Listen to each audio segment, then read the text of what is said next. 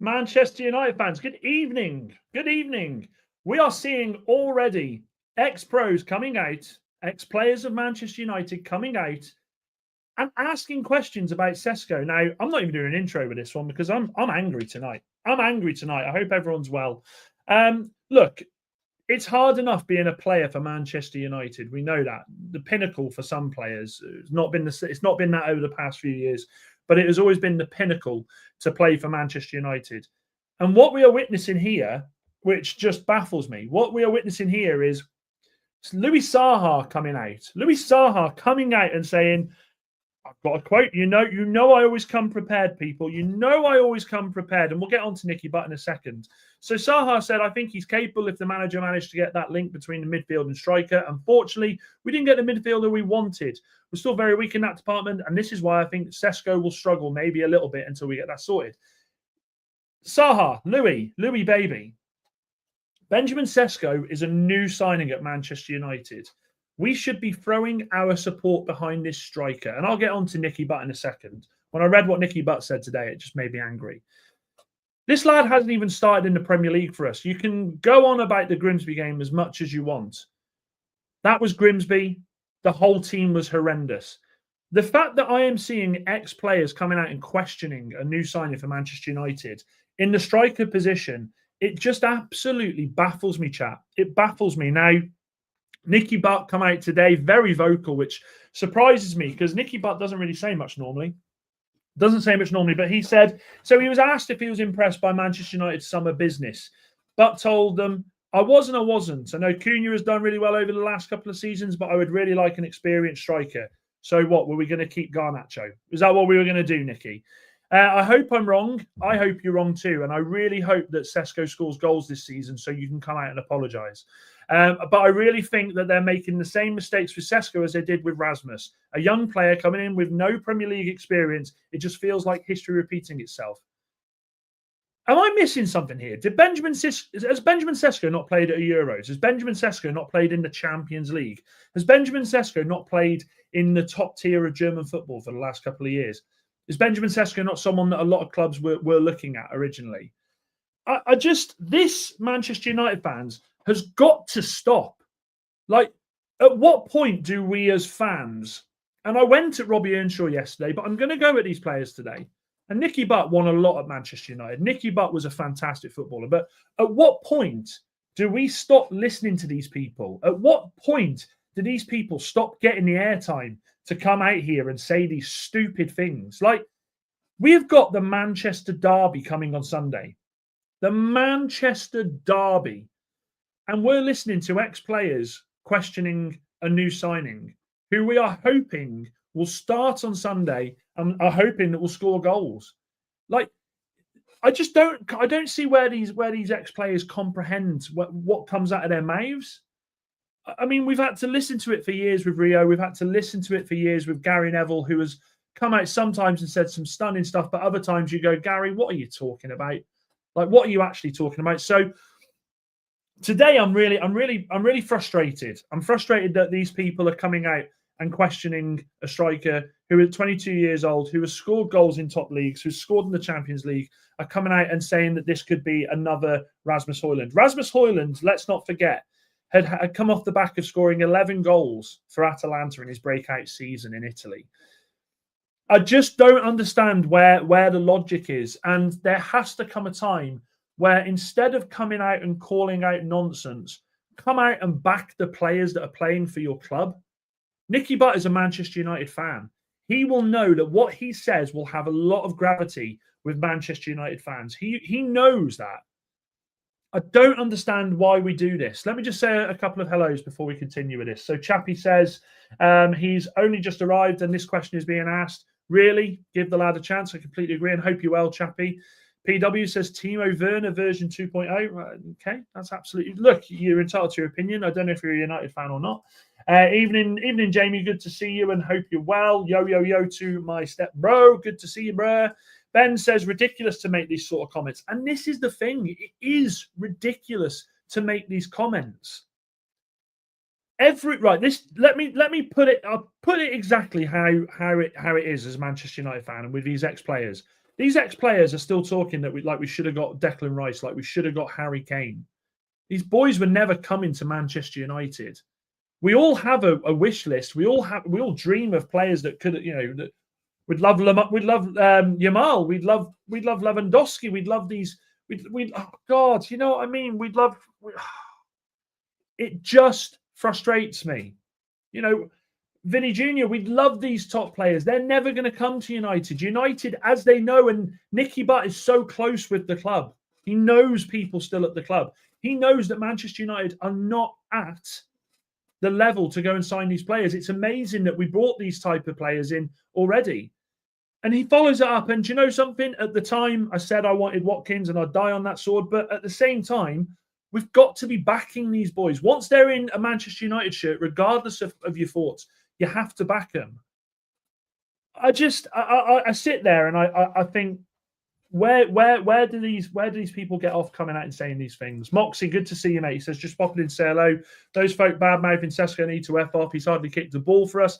And said himself he needs to adjust. But ex-United players, yes, it's a running theme. It's a running theme. Manchester United players of the past, like Zaha, like Nicky Butt, like Rio Ferdinand. Rio Ferdinand for one season.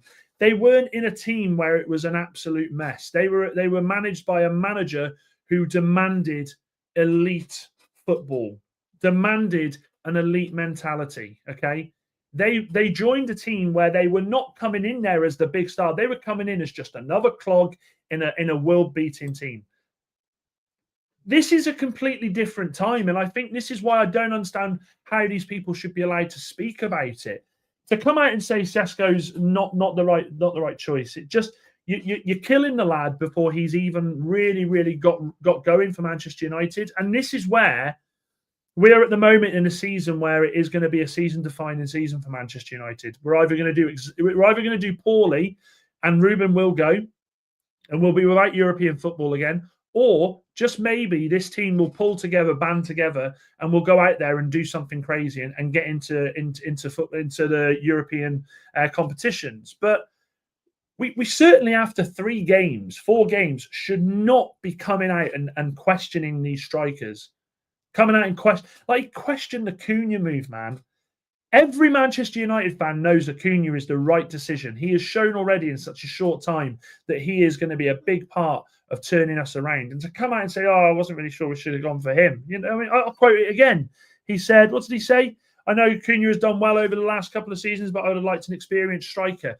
Yeah, we would all like experienced strikers, of course we would. But at the same time, guess what? You need players behind these strikers that can create things. Last season, it was all on Bruno. It was all on Bruno to try and create chances for Manchester United to get goals. And he did create chances. This season, we've gone out there, we've brought Cunha, who we know creates, who we know can score. We got Bryan, who we know creates, who we know can score. And we've got Sesko. Sesko, I can't sit here after 4 games and question this striker. And I absolutely agree with what Ben says here. These sort of comments have to motivate him. They have to motivate him, and he has to say, "Do you know what? I ain't gonna take this. I'm gonna go out there. I'm gonna score the goals, and I'm gonna score the goals and wait for the comments like from Nicky Butt where they say, 'Oh well, I said it to try and put a fire in their belly, and oh look, it's happened. He's scoring.'" I just don't know what these ex-pros expect of Manchester United at the moment. These same ex-pros who last season were telling everybody that we were the worst Manchester United side in Premier League history, that we were abysmal, that they didn't recognise the club that they once played for. I don't understand it. I really don't understand it. It really makes me angry. That's the sort of crap you expect from the likes of Owen, Carragher, not ex-United players. They should be bigging them up, and they absolutely should. I agree. I don't see where he was coming from. And Ben says, "Sorry, not even said hi. Those comments got me riled. Good evening." Or yes, good evening, Ben. Good to see you. And make sure you hit the like button and subscribe. Yes, we're going live when England are playing tonight, but I'm going to be honest with you. I have no interest in watching England in the group stages. Not because I'm a glory hunter, because England don't win anything, but because I think the group stages are just absolutely pointless. There is no point in watching England in the group stages. We have these smaller nations that we go out, we beat them, and everyone goes, "Hey, we're mint, we've won all these games," and then we get to a tournament and we always fail it. So pisses me off watching England in the group stages. Jeezy Cruz says, so is it Geezy? I think it's Geezy. Sorry, mate. Geezy Cruz says, forget Sesko. Onana gone is one of the biggest lift in morale we could have asked for. I agree. And do you know something? The comment there, you're right. Manchester United should be having a wave of elation at the moment. You know, Manchester United fans should be happy. We've got rid of the bomb squad. We've got rid of Onana. You know, we got rid of Garnacho, you know, the Villa shirt wearing Garnacho. We got rid of Rashi. We got rid of Anthony. This is a moment for us as a club to be taking stock and going, right, now we build with what we've got. Yes, we know we couldn't get all of the players out this summer. Yeah, we know that. But we should be looking at this as like, right, okay, Sesko, quite literally noted as one of the most promising strikers in Europe. I take on board what Nicky Butt says about, you know, we should have got experience. And you know what? We should have gone out there and brought a more experienced striker in with Sesko. The fault doesn't lie with Sesko. Sesko has been signed by this club. Sesko needs at this point in time to feel love from this club, love from its ex-pros, love from the fans. And Bozo comments like that, it just, not this one, what Nicky Butt said, it just absolutely torments me and pisses me off. Oh, God, honestly, not in a good mood with it tonight. Here's the other thing as well with Sesko. Sesko's got a real big opportunity this Sunday because for me, and we'll go through the injury concerns shortly, I've got a bit on that. For me, the derby is the derby. The derby is where you come on that pitch and you make yourself a hero. Excuse me, a hero. I'm burping on that angry. He has the opportunity on Sunday to get on that pitch and do something that Manchester United have been able to do. Beat City in their own backyard. We need to do that. We absolutely do. Because, again, I've said on this channel, I actually think that the pressure is on Pep. I think the pressure is on Pep over Amorim. Sesko can take these comments with a pinch of salt and just go out there and play his game.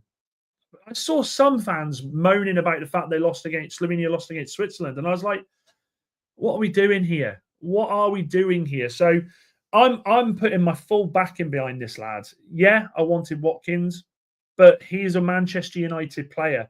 And as such, he will get my full backing as a player. He has to.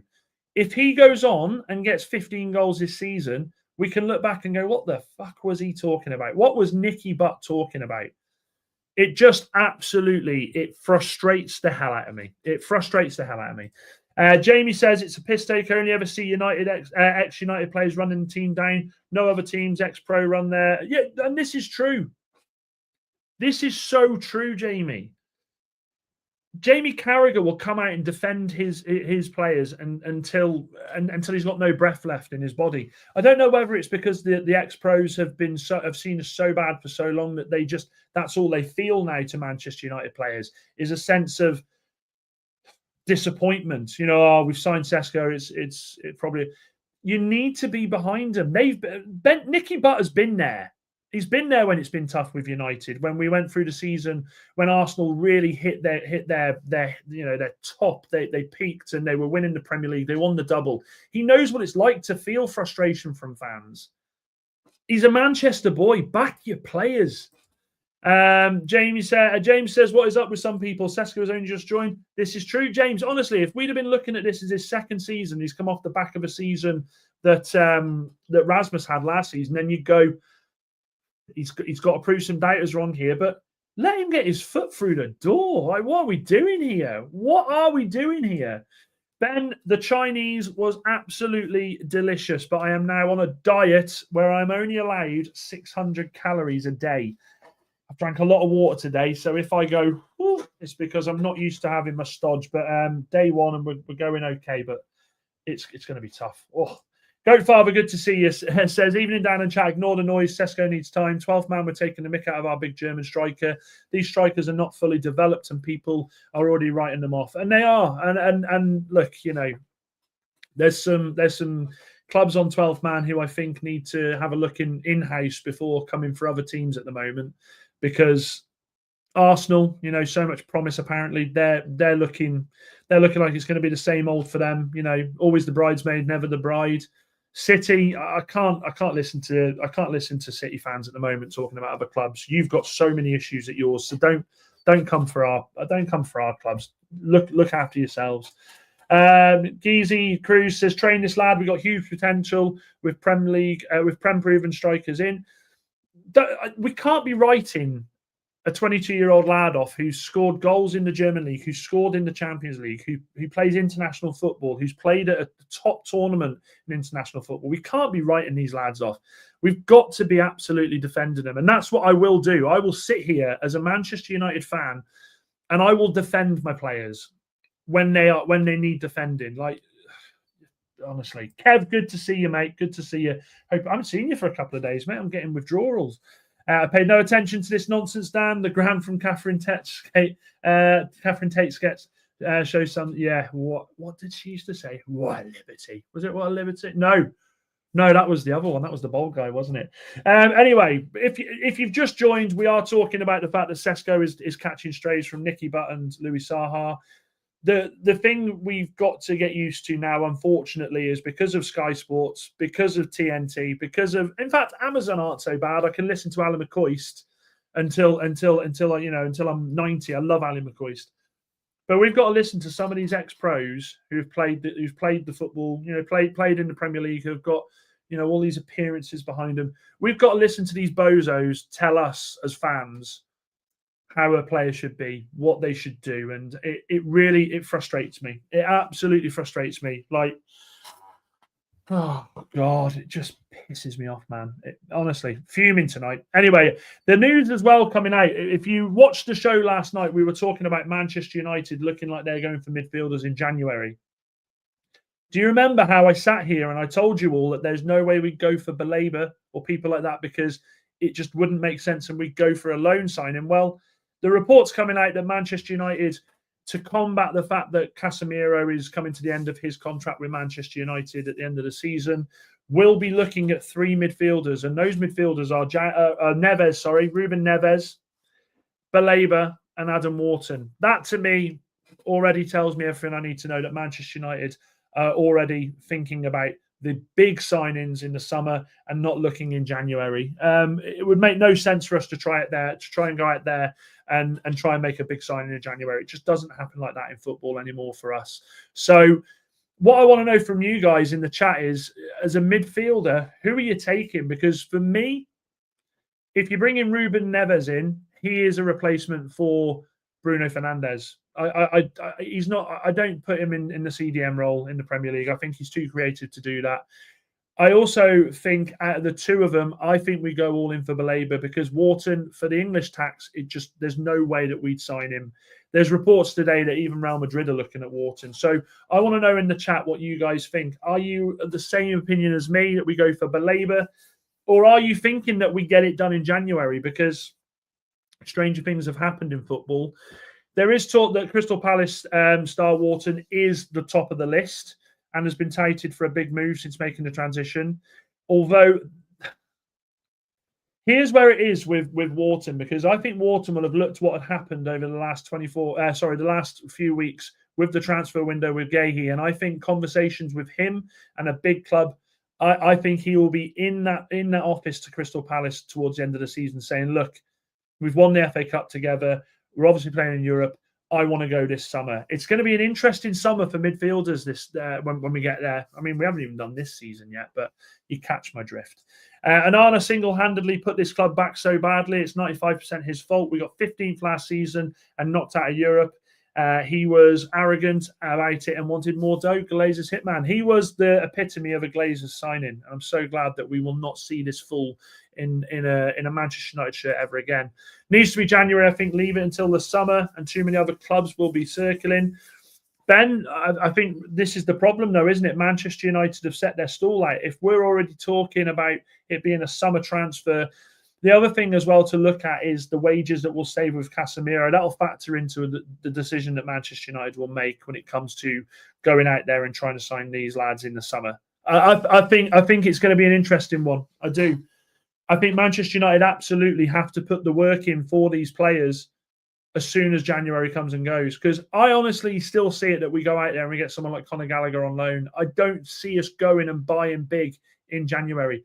For money-wise, it doesn't make sense. It just doesn't make sense. I think Manchester United would absolutely be making a massive error there.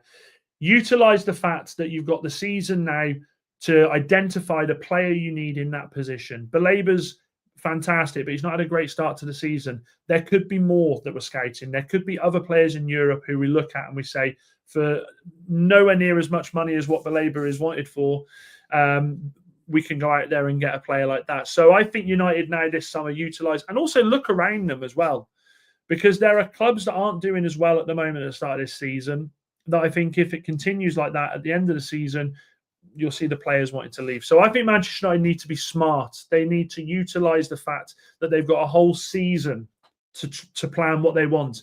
Manchester United last season, we didn't know where we were going to try and change the team around. We didn't know that we were going to go and get 5 players. You know, I count Leon as one, but I shouldn't really use January. But we didn't know that we were going to go out there and get 2 10s, a striker and a goalkeeper. We didn't know that. This summer coming, we have a whole year now to scout the right position, to scout the right player for the system that we want to play. If Amorim can get it right, and if Amorim can keep himself in the job and get to the end of the season and we've qualified for Europe, well, then he's going to have a big say in that too. But we are in a better position going into this season than we were last season, 100%. And as Jamie says, make sure you hit the like button and subscribe. Goatfather says, think Madrid land Wharton in the summer. There has been rumours of it. The only thing that makes me think that Wharton doesn't go to Real Madrid don't like paying for players, do they? They try and wait until their contract's up. I think Wharton's still got a fair old while as well. Let me have a look. Wharton contracts expiring. Let's have a look. Yeah, he's got bare years on there. His contract doesn't expire for another 4 years. So for 4 years, just under 4 years. So by the time we get to the transfer window next summer, and that's another thing. That's why I think anything in January would be just pointless. He's got a massive contract. We would have to pay a lot of money. I don't see Adam Wharton coming to Manchester United. I don't think he's a United player. I think he will end up, as Goatfather says, at Madrid. Now then, guys, the good news that we're all seeing this week, and I think it comes with an element of caution, is that we were all worried that Cunha might miss the City game. It looks like there's a potentially could be back for that game. He's been training quite hard during the international break. It wasn't a hamstring injury that we all were terrified to even think about, consider about. There's a real potential that this Sunday he could be back in the squad, as too could Mason Mount. Lisandro Martinez is still a little way off. The other positive as well is Mazraoui will be in the squad and looking to push for a start this week. The squad's going to be completely different now. The first 11, I think, will change dramatically against Man City. I think we'll see the goalkeeper change. As much as I don't think it's the right decision, I think we will see Lemmy start in goal. I think he's lost faith in Binder already. Does anyone know, did Binder play for Turkey in this international break? Let me just have a look. Turkey results. Let's have a look. Does anyone know before I try and find it? World Cup qualifiers. World Cup qualifiers. Here we go. 6-0. They lost against bloody Spain. No, please tell me Binder started in goal for them there. Did Binder start in goal against Spain? Does anyone know? I'm trying to find it here. I can't see it. Does anyone know if Binder started in goal? That'll be all you need to know, that will. Results. Here we go. September results. Spain, Turkey. Where are you buggers? Here we go. Lineups. No, he didn't start in goal. That's a fucking shame, isn't it? Was he on the bench? Yeah, he was. Well, that's curtailed that one, hasn't it? But no, I think Amorim's lost faith in him. I think Amorim has lost faith in being there. And I wouldn't be surprised if Lemmy starts in goal. We saw comments today from Van der Sar saying that this guy is one of the best he's seen at his age since Buffon. We don't mind ex-players coming out and saying stuff like that. Nicky Butt, if you're listening, Louis Saha, if you're listening, that's how you big up a new player. Honest to Christ.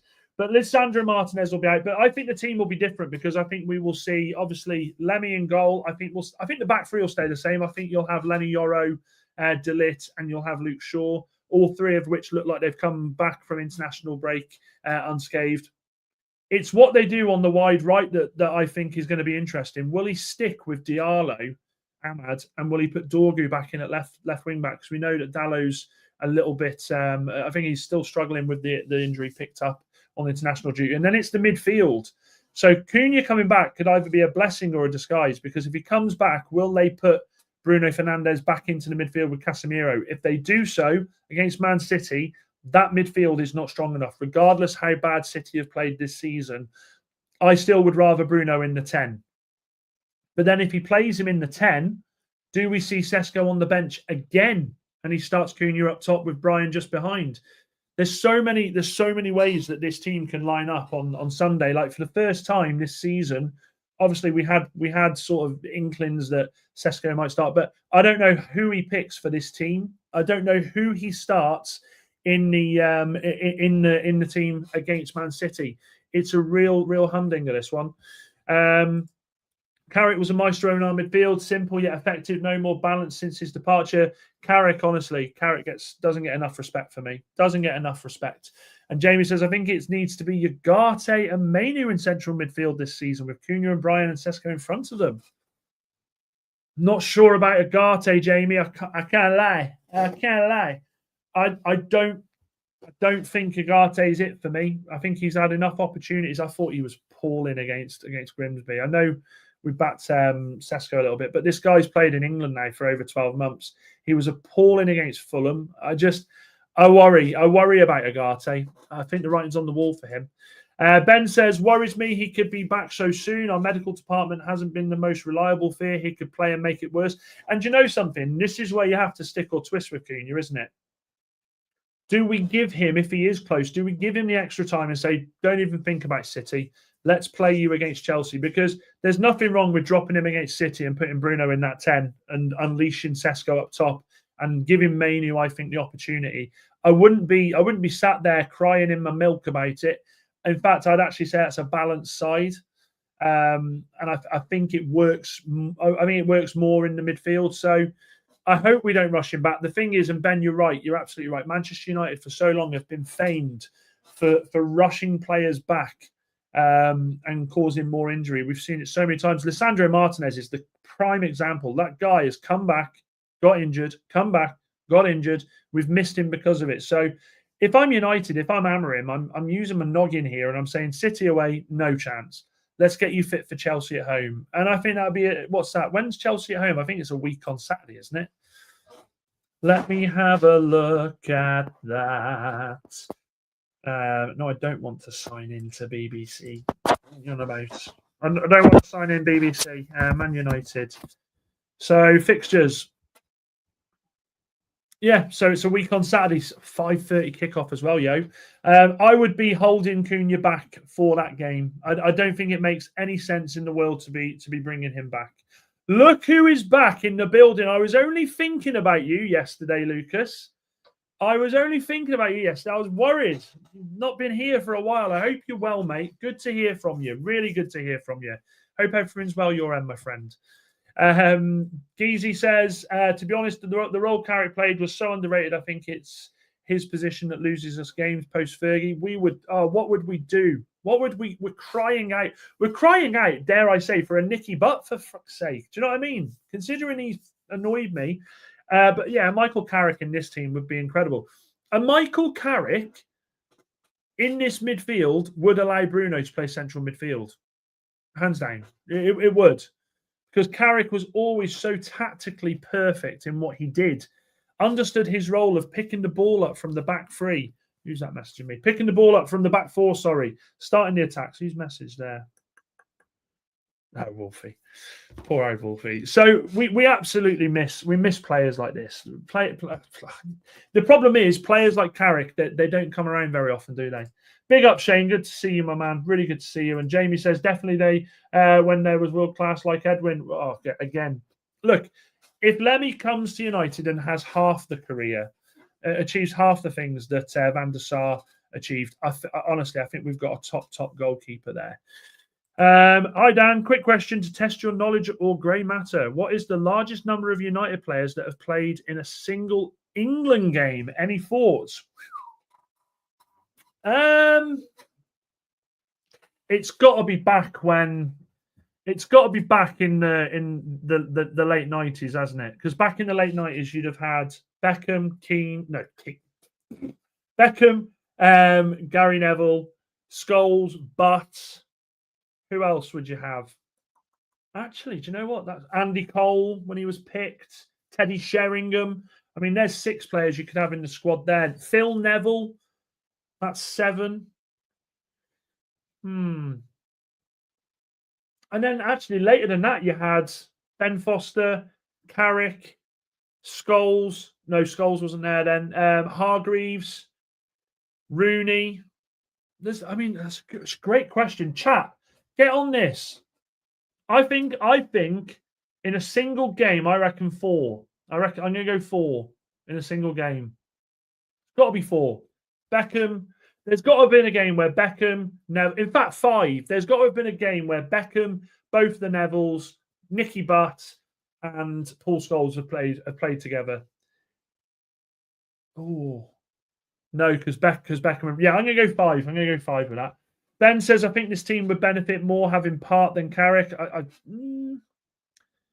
Potentially. At what I think he means at once. Steve, clarify. Do you mean at once or do you mean just in the squad? Lucas says, sorry, it's been a while, Dan. Life just came at me too quickly. All good here, though. Glad to see you've been doing well, mate. You know where I am. I'm always on this channel. You've got me on. I think you've got me on TikTok. If ever anything's going wrong, you message me, mate. Always here for you, bud. And what else have we got here? Dan, if you could choose any manager post Fergie, who would it be and why? None of them, Geezy. I had this question not so long ago, and I choose none of them. I genuinely, if I could choose, I would choose none of them. They all did a job, and it didn't work. So I always look forward. I don't look backwards. For me, it'd be none of them. Absolutely, both Nevilles. No, I don't think Phil Neville. No, Phil Neville wasn't there, Rich, when Hargreaves was there. It would only have been Gary. Phil Neville left in like 2004. Was it 2004? Phil Neville left. Chat, have a look at this. See if you can see. I think it's 5. Hang on, let me just bring the question back up. I think at any one time, the largest number of United players that have played a single England game is 5. Let me have a look what Google says whilst you're all having a look. Is the most amount of Manchester United player. We can't get a single fucking United player in England squad at the moment. Let's have a look.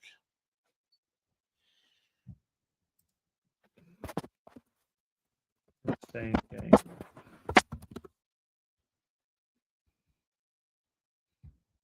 I don't think you can even Google that. I don't think you can even Google that. But chat, I think it's 5. The 5 again. I'll say my 5 again. I think Gary Neville, Phil Neville, Beckham, Scholes, and Butt. Maybe Sheringham. You could do 6, but I think Sheringham. 2000. I'm going to go 6. I'm going 6. I'm going to go 6. I'm sticking with 6, yeah? It's a great question, Steve-O. Bloody great question, that is. I need to see more before deciding on Sesko, says Rich. I appreciate that, but I don't think we can I don't think ex-players coming out and saying that we've made a mistake or, we've got a problem here potentially is the right thing to do. I just don't.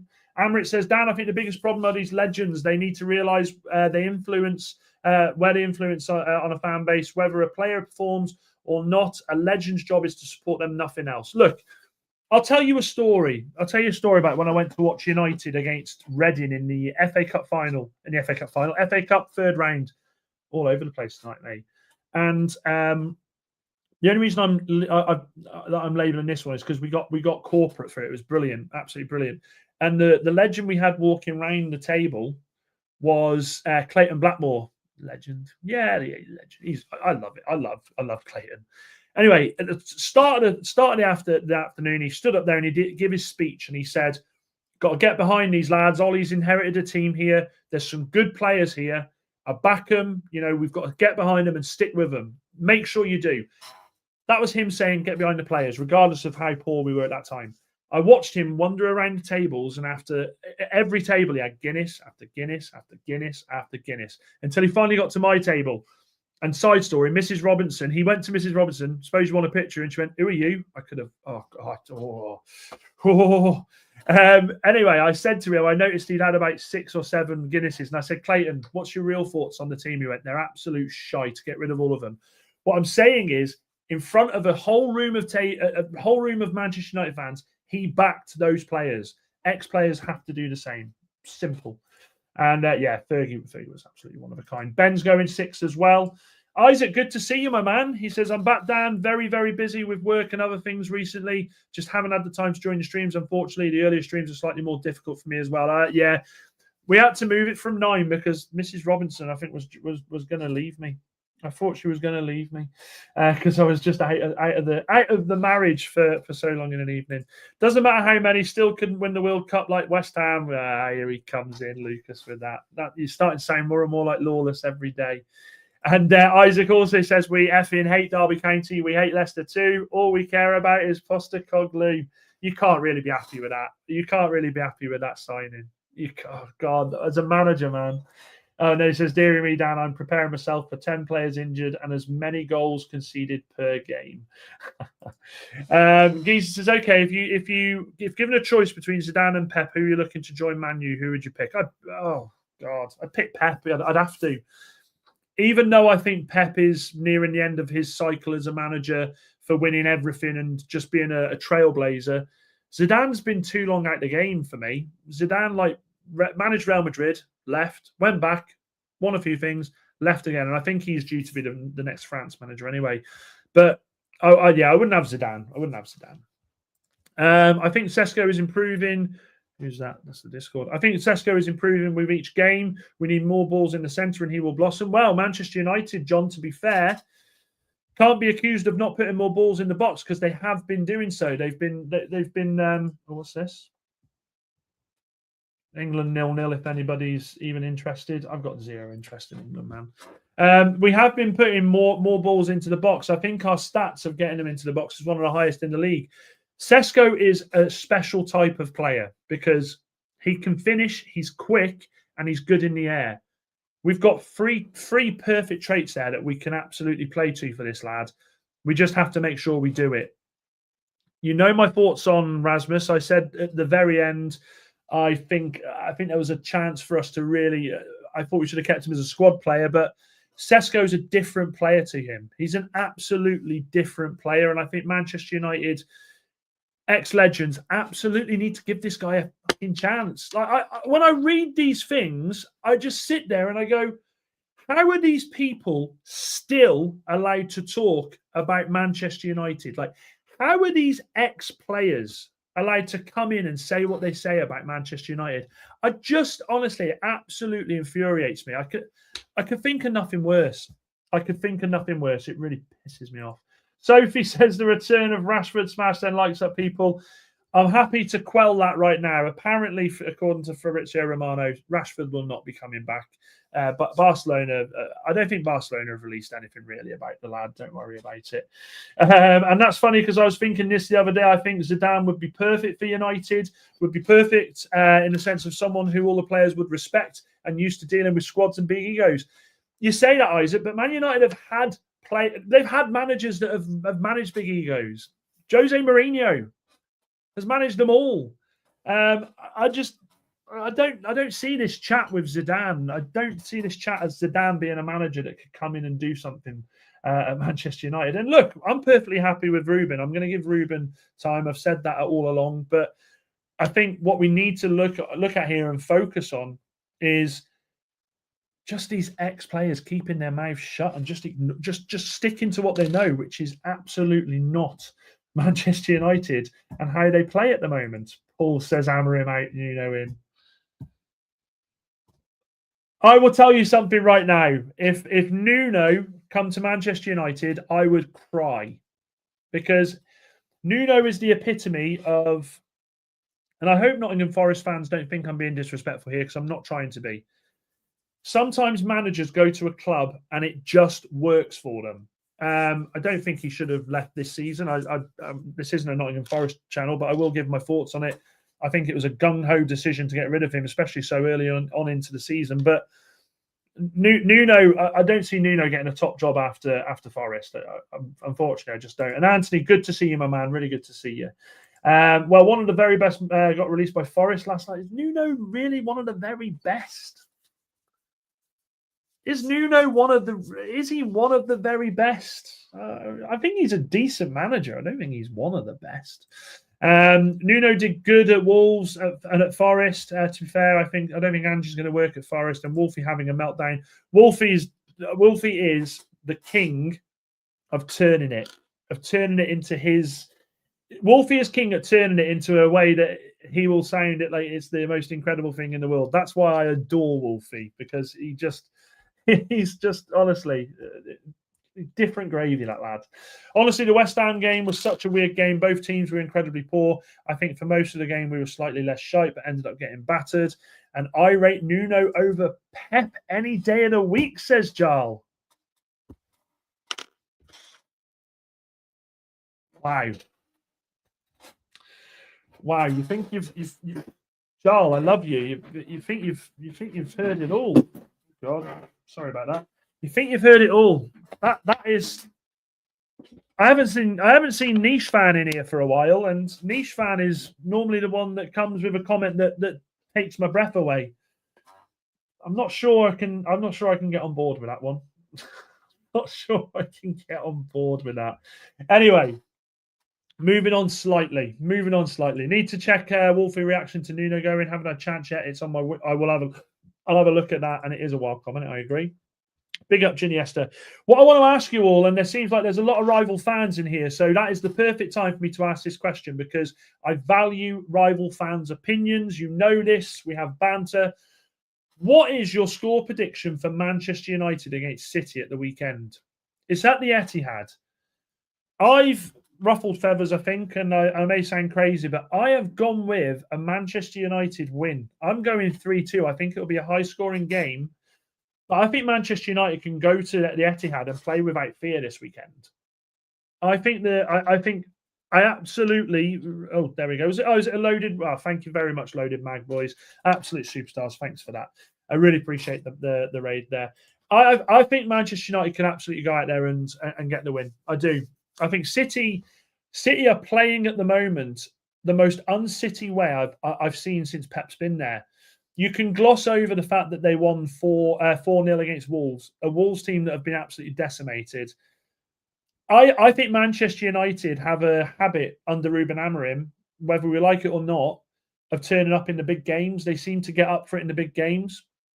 Against Arsenal, we lost 1-0. That was down to a goalkeeper error. We went there last season, got the win, Ahmad. We all remember that. I just think Manchester United can go into this with zero concerns. And I think Manchester United have to go into this with zero concerns. They have to go in there with chest out. Forget about what ex-players are saying. Sesko, if you're listening, go to the Etihad. Complete havoc. Cause complete havoc. But I actually don't worry about City. Now, this future Dan, you're probably going to get clipped for it. But I don't fear Man City. There. I'll say it. I don't care. I love that name. Hell's Hussa says, Manu 2, City 2. Sophie's gone City 4-1. Honestly, Queen Sophie, I don't know why you do this to me. Paul's gone 3-0 City. John's gone 2-all. Iniesta's gone 2-all. Goatfather's gone 2-1. United just nick it. Isaac says, no, I don't think Nuno will end up at a top club. Every time he has done well, it ended because he fell out with the ownership or players at Wolves, Al Ittihad, and us. Yeah, I agree with that. And can see a Pep masterclass incoming, says Sophie. I don't. I actually don't. Lucas says 2-2. Jamie says 2-0. Isaac says, I said in your stream the other day, I think United could end up winning 3-1, maybe 4-1, or even 5-1. Imagine the meltdown if United went to City and put 3 or 4 past them. Like, imagine. It would just be incredible. I don't fear Man City as much as I fear us effing up, says Anthony. There we go. City look the same as last season, lack of idea and fight. They do, and like, they signed Donnarumma. Donnarumma had a howler the other night, by the way.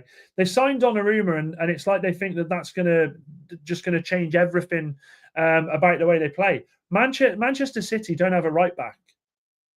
Like, if I'm United, I'm putting Bryan and Mbeumo on that side, on the left hand side, and I'm just telling him to attack. Same with Dorgu. I'm telling him just absolutely push up that pitch and fight. I don't fear it. Am I crazy? Am I crazy? In fact, I'll put. Do you know what? I'll put it in the bloody. I'll put it as a bloody poll. I think win. Yeah, my cat. Am I crazy? Yes or no? Am I crazy? There's a few of you in here. Make sure you hit the button and hit the subscribe button.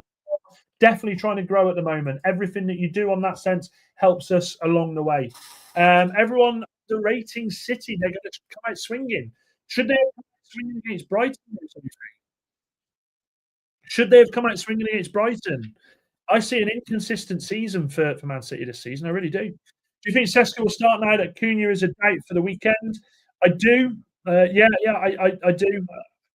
I said before, Iniesta, and if you've just joined, if you're late to the stream, me, Manchester United should not even think about risking Cunha this weekend. I would keep him back for the Chelsea game. If he's coming back to fitness after that injury scare, I think we should be resting him or putting him on the bench. I don't want us putting Cunha on there and 10 minutes in he blows up and pulls what he's done already. So. And I think it works better for United anyway. I'm not saying Cunha out the side is a good thing for United, so let me land with this. But for this game, push Bruno into the 10 because Bruno in the 8, against Man City, I think it will be an absolute disaster class. So utilize the fact that we can use Bruno in his position and push Sesko up top there. What else have we got here? Make sure you like and subscribe, you beautiful people. You're helping us a lot with that. So, Sophie, I hate your wild predictions recently as you're never far off the mark. That's true, actually, Sophie. Zoom. No more talks about the weekend, please. Ben says 4-2 United. Love that. 3-1, Chappie. Sophie just seems to be able to see anything other than a United win. I know. And yet I still love her. Do you know what I mean? Mrs. Robinson, if you're watching or listening, it's a platonic love. So Sophie and I have a lot of respect. If we get spanked, it's all your fault, Sophie. Sophie's catching strays with it. United, it's us. United. Wrong question, buddy. You're definitely, of course, I'm crazy. We have to have a bit of craziness, don't we? City have been on their arse since the treble season. They did the 4-peat, didn't they? They did the 4-peat, but I agree, they've not looked the same. And Goatfather says England are 1-0 up, and it's Harry Kane. Who else? It's Harry Kane. Let's have a quick look. We'll have a look. Of course, we'll have a look. Yellow cards. I mean, I tell you what, right? I will say this about England. Let me just bring this. Let me share the screen a second. Right, hang on. Let me share this. Let me share it. Kev says 2-1 United. John says 2-1 City. Come on now. If I think United will win, I will say it, but I think City are going to spank you lot. Sorry, not sorry. All right, Demi Lovato. Maybe I'm sorry. Not sorry. Let me bring the table up quickly just for the England conversation. I don't want to dwell too much on England.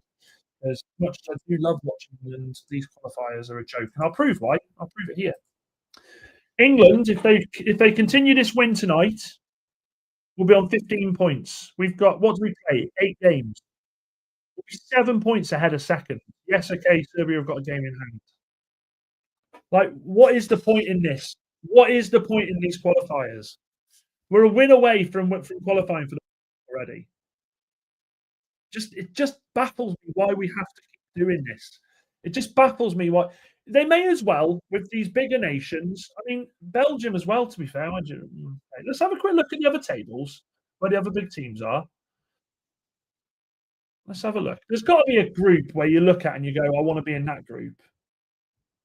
No, no, no. These groups are just pointless. They're just pointless. You may as well hand the bigger clubs. I mean, Italy and no, not even giving that one. They're just pointless. International qualification is just absolute nonsense. Absolute nonsense. Sorry, babe. Let's remove that a second. 2-0. Giles says Norway in the free boat and we are 3-0 up. Was it? Yes, good to see you. We were worried about you. A bit late for your standards, mate. Wasn't Malenkovic help though.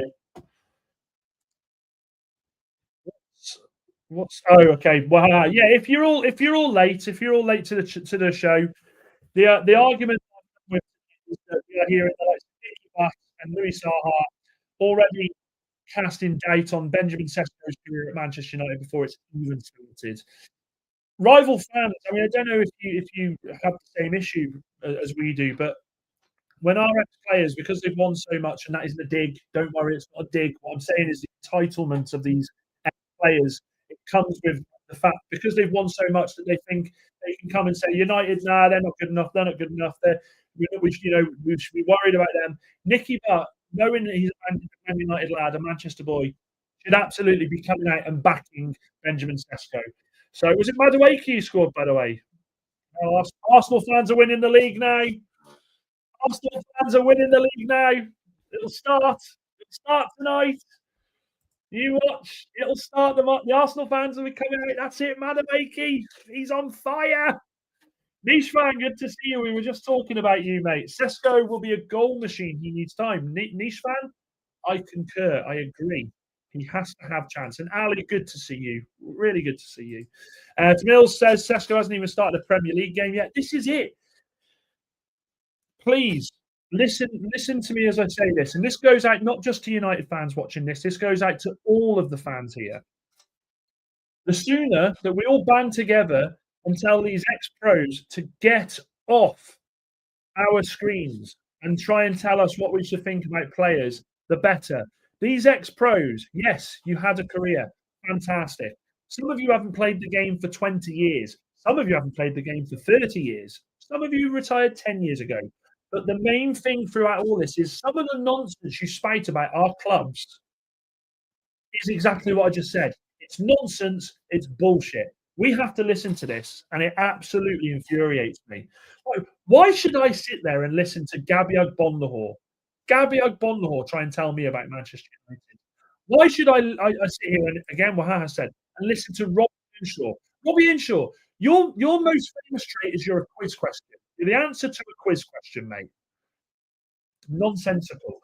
Dan, has City become the modern day United and we the old Man City? What are the main causes of this? I don't think we have. Man City are nowhere near in the mess that Manchester United are. Manchester City can absolutely still, qualify for Champions League this season. They're in the Champions League. They wouldn't have a fall when Pep goes. They won't have the same fall off that Manchester United have had. There's no club that really has that. It's just us. It's United. 54 watching and the likes aren't matching. Make sure you hit the like button and subscribe if you're new, please, people. Make sure you hit that for me. It definitely helps.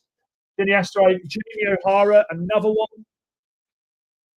Jamie O'Hara is an absolute clown. Absolute clown. Smash them likes up, and yes, make sure you smash them. We're doing well. We're doing well. Troy Deeney is a muppet. Love that, Sophie. I love that comment. Just simple, straight to the point. Troy Deeney is a muppet. Look at this. You're all talking to each other in the chat. You're not talking to me. Anthony said City will have a bill to splash on players for a new manager. Newcastle fans in the chat will attest to this. This news was great news for them. It was great news for them because Newcastle are the richest club in the world. They haven't been able to spend money because of rules put in place with sponsorship as such. I actually think the City win for that. I think, yes, for rival fans like us who want to sit there and go, oh, but they're cheaters. We need to get them out of the Premier League. You know, they've done all this. It's actually, I think, what they've won in that, I think, is good for other teams. I think it will help other teams be able to go out there and sort sponsorship. I hope. But the Premier League always seem to have a way of putting other teams down, don't they? Wahaha says, Jamie O'Hara, the stunted midget from Tottenham. And we all see how it works, but I don't. We'll see how it works out, but I don't think it changes anything. I hope it does. I hope it does, because it's like Man City and Chelsea, and yeah, I'd say just Manchester, Man City and Chelsea, wants to really, benefit from this new ownership model, weren't they? Where they come in, they were bought, spent ridiculous amounts of money, and you're looking at other teams like Newcastle are still having a lot of constraints in what they do. And so you should be as well. Newcastle should be fair, proud of the way they've done it. What we got here? Isaac says, yeah, not about ex-players as pundits. I much prefer all of the other pundits from social media. The Football Cup highlights hosted by JLA with Stunt Peg. Yeah, I agree. Look, there are people out there that I still rate and I think talk sense. Alan McCoist, if you know, you know. Alan McCoist is just legendary in my eyes. I mean, I adore that bloke. One day we'll be there, and we will be that team. Haaland hat trick. Let's version of Haaland does not show up on Sunday, Charles. Don't worry about it. I want all Manchester United fans to have the same positive outlook as I do. We can go to Man City on Sunday, and we can win. If I get clipped, I really don't care. I back my team. I absolutely back my team. And also, imagine the tears. Imagine the tears if Manchester United went and won at City. Oh my God, the meltdown. Because at the moment, regardless of Manchester United having an okay start to the season, let down by goalkeeping errors, who's most spoke about still, considering other teams are struggling? Manchester United. Honestly, we're a commentator's dream. If anything, it's worse for Newcastle as the deal as they agree to the new rules, as long as the deal goes first, so City can get another build and Newcastle can't sponsor themselves. They can bring other ones in, though, I think, look, the Premier League have mucked it up because allowing City to get away with this now, if not my words, other people's words, other teams will fight it now. You'll see a whole host of other clubs fight it. I think it's opened a can of worms that they didn't need. And if the Glazers keep pumping money on transfers year in, year out, since Moyes still present, would you say it's the transfers that causes this mess? Yeah, I do. I agree. We went on a whole video about a week ago, I think it was, chat. If you've not checked it out, have a look, about transfer strategy Manchester United have played over the last 10 years, and it's been all over the place. It's been higgledy-piggledy. We've not really had a clear structure of what we're trying to improve in the team. This season, and arguably a little bit last season, you could say that we, for the first time, knew what we wanted to do. We went out there and we got it done. It's the same with the summer transfer window next year. Manchester United now have a full season to go out there and identify a right wing back and a central midfielder and maybe a central defender. It's easier for Manchester United to do that. It is. You beat Burnley, so that's your win. Can you win 2 in a row? Jasper, why are you trying to get a draw? Come here. Draw. Hopefully for you guys, so not so much the poorer clubs like United. At some point, we do. Manchester United have to get back at some point, don't we? Like, I still hope. I would love nothing more than to sit on 12th man with Wolfie, with Errol, with Pop, with LB, with especially fucking Billy, and sit there and say, "We just won the Premier League." Oh God, I don't know if it ever will. And then you got the guy who hasn't had a haircut. Can get his haircut eventually. I don't know where he is. Come here. Where are you? Your people need you. Oh, God. Honestly, man. Does anything to get on camera, this one. Say hello. There you go. You need to get on a diet. You do, Mush. Loves it. Absolutely loves it. Go on then, mate. Oh. People are going to think I'm zooming now. I didn't hit him. I knocked the tail out of my mouth. It's the type of pundits I mentioned are definitely much more relevant and up to date with the state of the modern game. Well-rounded research, informed opinions. I have seen more opinions, football spoken opinions, spoken on fan debates than I have with ex-Prem players, with ex-international players. There is an arrogance of ex-players that they think they know more than you and me. They sit there and they look at us and they go, "They haven't got a clue. They haven't got a clue." Paul Scholes sometimes with his responses to people on the overlap, I think, Scholesy. Um, there is that belief, isn't there, with these ex-pundits that they genuinely think they know more than Manchester United fans, and unfortunately, it's a lie. They don't. We watch football. We watch our team more than they do. It's a fact. We definitely do. So for them to come in and out and say, "Oh, Sesko this and Ruben Amorim that," stick in your lane, son. Even if United smash City, nothing gets said about City struggling, Jamie, you're right, and if Newcastle spend whatever they want, everyone is muddied, to be honest. I want competition to there as much as possible. Look at that, everyone loves it. Too much lasagnas. Not for me, mate. Star of the show, says Chappie. Just seen Goldberg's new video. Goldberg. And he actually called someone a shit fan just because they don't back Amorim. It's crazy. Amorim's got a cult following. I don't know why. Do you know what, Johnny? Right? Here's the thing. Here's the thing that I will say. I'm fuming tonight. I'm going on everyone. I'm going to be cancelled before I've even started. People like Goldbridge and Kev and I have had a really good chat about this in the past. People like Goldbridge, because they have the views that they have, and they have the 2.5 million. I don't know what it is. Because of the following, they know they can say what they want. They can say exactly, and is it the right thing to say? Absolutely not. But they can say what they want, get away with it. Like if I was to sit here and say because Bahaha has said several times he thinks Xerxes works in a 9, I'd sit here and say you're a shit fan, mate. You don't know what you're talking about. And I don't. I think as content creators, and yes, I'm not at the level of Goldbridge. Probably never will be at the level of Goldbridge.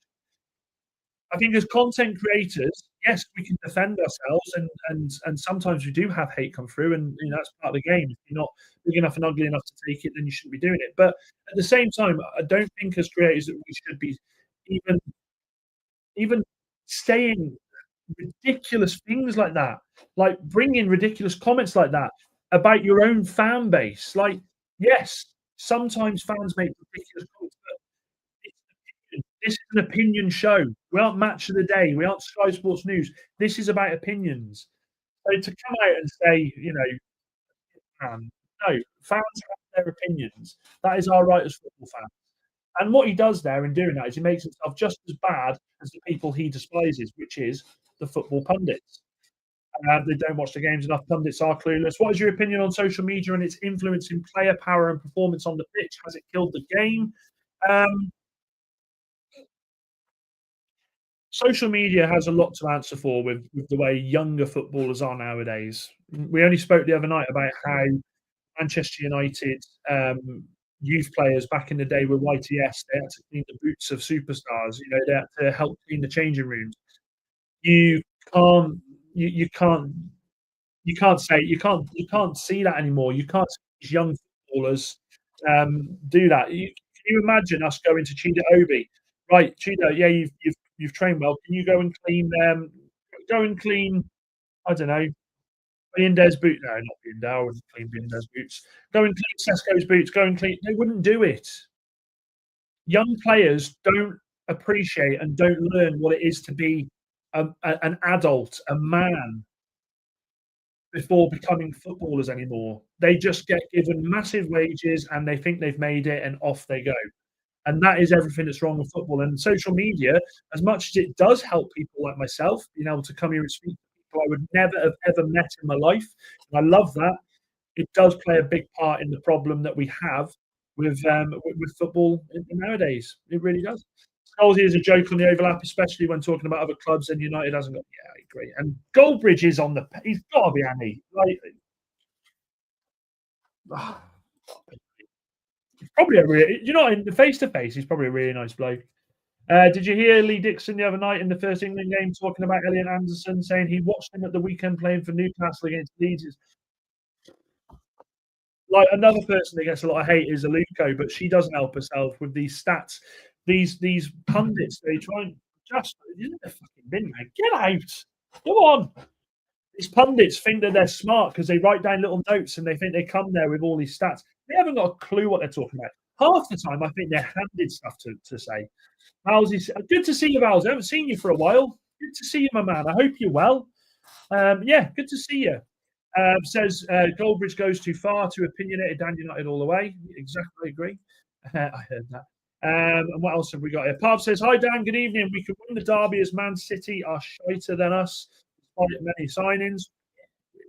Just as bad. There we go. Ben's just called it out there. Aluko, she said 20.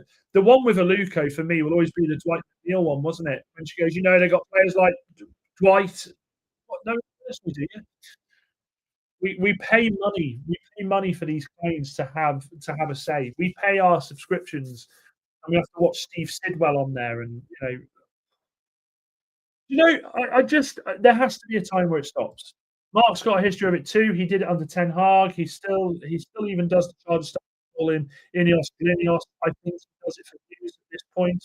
Yeah, I agree. I do. We've got there is some good United content creators out there. There is some fantastic ones. You've seen Rich in the chat tonight, Red Devil United. For me, the ultimate top Manchester United fan content is United People's TV. Sam, I think, is incredible. If you get a chance, watch him. The way he talks about football is brilliant. He has a very, very good way of analysing what we're doing in the transfer market, what we're doing on the pitch, and he's respectful. Respect is respect. Replace pundits with respectable writers and coaches, and everyone would be happy. Ex-players should just be guests for certain games. Yeah, I agree. Absolutely. Look, I think we all agree on it. And by the way, I need to check that poll quickly and just see what we said about see if I was stupid for saying it. No. 65% of you have said that I am crazy for thinking United can win. Well, do you know what? I'm happy to say I'm crazy. I'm crazy and I fucking love it. Anyway, guys, go and enjoy the England game as much as you can. It's now, what is it? 8:40. 8:40. I've stayed on longer than I thought I was going to. Make sure you hit the like button on the way out. Make sure you hit the subscribe button. We will be back tomorrow at 7:30 with more news, more interest about the game at the weekend, and hopefully less pundits giving us their ridiculous takes on what is something they know nothing about. Dan United, Manchester United, football fans United, Uta.